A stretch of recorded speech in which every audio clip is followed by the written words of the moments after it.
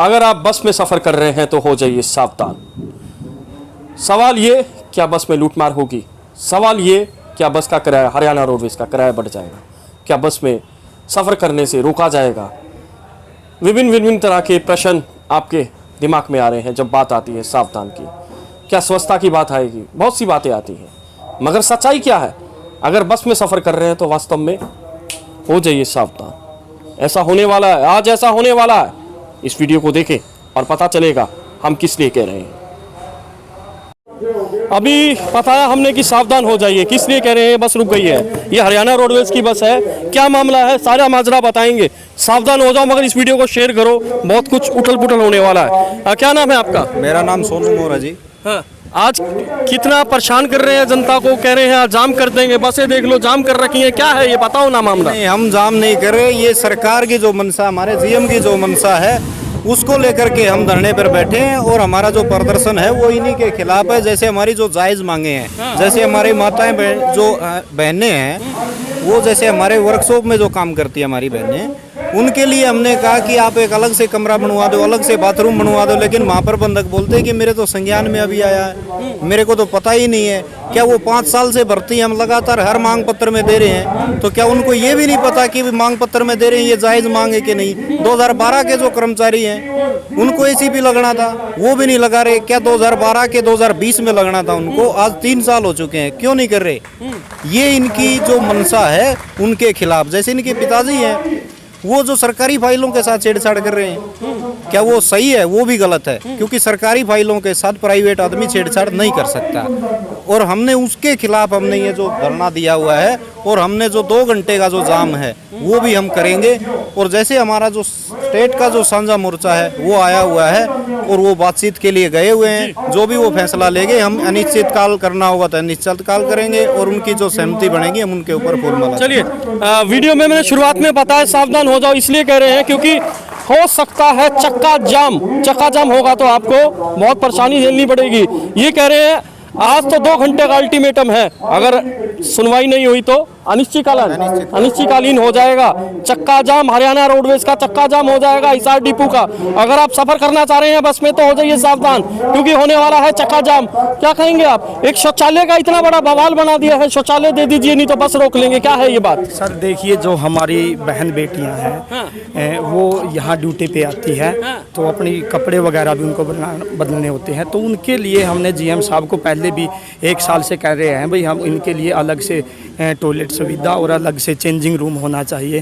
क्या वो बहन बेटियां सिर्फ हमारी बहन बेटियां, किसी की बहन बेटियां नहीं है? तो हम जीएम साहब से लगातार 1 साल से कंटिन्यूसली ये कह रहे हैं कि इनके लिए चेंजिंग रूम बनाओ, टॉयलेट बाथरूम की अलग सुविधा होनी चाहिए। पर फिर भी जीएम साहब इसको इग्नोर करते हुए और कर्मचारी हित में काम न करते हुए अपने अड़ियल रवैये पर अड़े हुए हैं। और जिन्होंने अड़ियल रवैये पर अड़े हुए के कारण रंजीशन हमारे 2 कर्मचारियों के इन्होंने तबादले भी करवा दिए गए हैं। चलिए, अब तो आवाज उठाने पे भी तबादले हो जाएंगे, ये बात है। सर, क्या नाम है आपका? जी, राजवीर उडाना।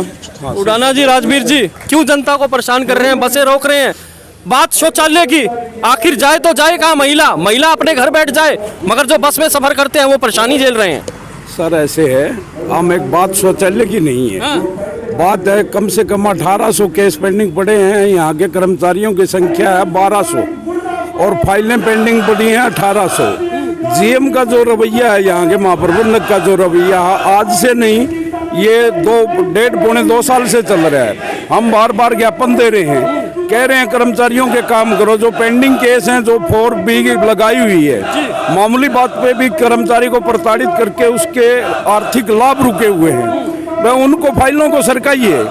जीएम साहब का रवैया क्या है? जीएम साहब और क्लरिकल स्टाफ और रनिंग स्टाफ को आपस में बिठा के रखने के लिए वो फाइलें अपने दफ्तर में रोक देते हैं। इनके फादर साहब बैठते हैं, वो कहते हैं आज नहीं कल आना। ये लीगल है? क्या ये लीगल है? जी, फादर साहब देखते हैं, क्या लीगल है? जी नहीं है, लीगल नहीं है, इसीलिए तो ये रोष प्रदर्शन हो रहा है। बैठते थे, हम इनकी मजबूरी को समझते थे कि ये इनको थोड़ा कम दिखता है। भाई इनकी मजबूरी को देखते हुए हम 1.5 साल से कुछ नहीं बोले। इनके फादर साहब बैठो, इनकी मदद करो। जी। लेकिन वो हमारे जो क्लर्क आते हैं फाइल लेके, उनको ये बोलते हैं आज नहीं कल आना, आज नहीं कल आना। ये एक तारीख पे तारीख दी जाती है। जी, ये एक भ्रष्टाचार की बू आती है, और इसके पुख्ता सबूत कर्मचारियों के पास हैं भी। और चक्का जाम करने की नौबत क्यों आई? हमने डीसी साहब को भी ज्ञापन दिया था, भाई जीएम साहब हमारे सही काम नहीं कर रहे हैं। डीसी साहब को 1 हफ्ते का डीसी साहब ने टाइम दिया था, कल भी हमने डीसी साहब को ज्ञापन सौंपा है। आज जीएम साहब ने मजबूरन होकर मीटिंग बुलाई है 9 बजे। जीएम साहब आज 9 बजे आए हैं 1.5 साल में, नहीं तो ये 2 बजे आते हैं और 5 बजे घर निकल जाते हैं। ये कहते हैं फील्ड में। मैं हांसी सब डिपो से महासंघ का प्रधान हूँ, आज तक हांसी सब डिपो का सर्वेक्षण नहीं किया इनने। हांसी सब डिपो में वर्कशॉप में आप एक शौचालय की कह रहे, कंप्लेंट करी सर आपने? वो बहुत बार ज्ञापन दे चुके हैं। अब ये शौचालय का क्या माजरा है? शौचालय नहीं बनता है। शौचालय नहीं बनता, माजरा ये है, यहाँ तो हमारी जो बहन बेटियां हैं, बेटियां हमारे बेटियों के समान हैं, वो काम करती हैं। उनको ड्रेस के लिए चेंजिंग रूम की भी आवश्यकता है, शौचालय की भी आवश्यकता, अलग से उनका वॉशरूम होना चाहिए। और हांसी सब डिपो में वर्कशॉप में, पूरी वर्कशॉप में कर्मचारियों के लिए कोई शौचालय नहीं है। उनको बाथरूम करने के लिए भी बाहर जाना पड़ता है। पूरी सीवरेज लाइन ब्लॉक है, ये पुख्ता से है। चलिए अब मुझे ये बताइए, शॉर्ट में आज चक्का जाम कर रहे हैं आप सुनवाई होगी क्या? चक्का जाम कर रहे हैं आप? हम अभी हमारा जो स्टेट का डेलीगेशन आया हुआ है वो जीएम साहब से बात कर रहे हैं, और उसके बाद जो वो फैसला लेंगे, चक्का जाम का फैसला लेंगे, चक्का जाम होगा। जी जी। और कोई फैसला वो चढ़ाएगा, वो कहेंगे उनके हम। चलो जो वो फैसला आगे आप उनके साथ हैं। सर आपका क्या नाम है? मेरा विजयपाल है, पूर्व प्रधान हांसी सब डिपो। पूर्व प्रधान जी, बात यही है जनाब, बड़े लेट आते हैं, 2-2 बजे आते हैं, शौचालय नहीं होता है, आखिर अब घर जाके बाथरूम करना होगा, क्या है ये बात? देखिए जीएम साहब जो है ना, ड्यूटी के प्रति जो है ना घोर लापरवाही बरतते हैं जी। शाम को तकरीबन 3 बजे के बाद जो है ना ऑफिस में आते हैं, घंटा 2 घंटा आए, टाइम पास किया, घर चले गए। किसी कर्मचारी का कोई काम नहीं होता। यहाँ कम से कम 1000 कर्मचारी हैं। उन कर्मचारियों का काम कौन करेगा? उनको तनख्वाह भी दिलानी होती है। उनके जो वित्तीय लाभ हैं, किसी का एसीपी का है, किसी का इंक्रीमेंट का है, किसी का एरियर है, तो वो सारे काम 1800 के लगभग केस जो है ना काफ़ी लंबे समय से पेंडिंग पड़े हैं। क्या उनके प्रति जीएम साहब की जवाबदेही नहीं है? भाई मेरे 1000 कर्मचारी काम करते हैं, उनके काम कौन करेगा? तो चलिए अब पूर्व प्रधान जी, अब बात वही है, अंदर मीटिंग चल रही है, लंबी बातें हैं, लेट आते हैं जनाब, क्या लग रहा है आपको? शॉर्ट में बात करेंगे हम।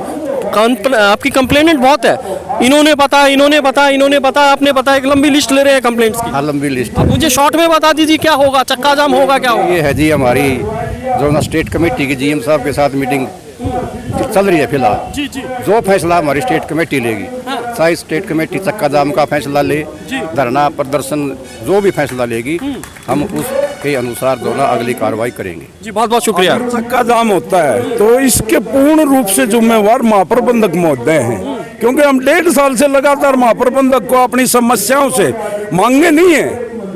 खड़ी की हुई महाप्रबंधक द्वारा पैदा की हुई समस्याएं हैं, उनका निदान कर दो। हम आज ही दरी उठा के महाप्रबंधक के जिंदाबाद के नारे लगाएंगे।